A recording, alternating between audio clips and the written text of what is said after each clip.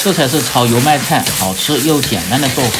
大家好，我是刘毅。马上要快过年了，年夜饭的餐桌上不仅有肉，而且还需要有素菜。今天跟大家分享年夜菜炝炒油麦菜的家常做法，清脆爽口解油腻，下酒又下饭。饭店做的为什么好看又好吃？相信许多朋友不知道，大厨今天分享详细的做法，喜欢的朋友可以试试。首先准备新鲜的油麦菜300克左右，清洗干净，控干水分。控干水分这一步很关键，要不然炒出的油麦菜会出很多的汤汁。然后再切成段，切好放入盆中。各位好朋友，请动动你们发财的手，点亮视频下方的大拇指和五角星，您的点赞和收藏对于我来说非常重要，感谢您的支持。再切点小料，大蒜切成片，大葱切成葱花，姜切成姜片，切好放入碗中。炝炒是川菜中一个经典的家常做法，所以要放入适量的干辣椒和少许的花椒提味。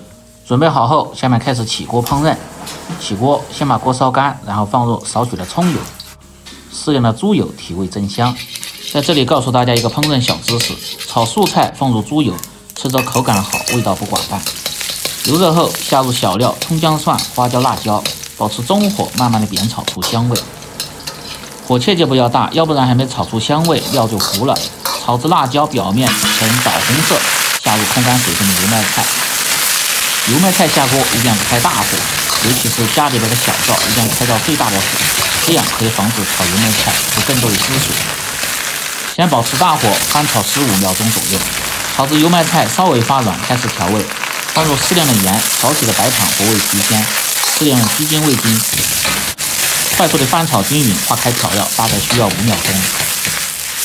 最后再用适量的水淀粉勾个芡，让油麦菜吃起来更扒味，而且可以减少出汤汁，炒出的颜色还特别的鲜亮。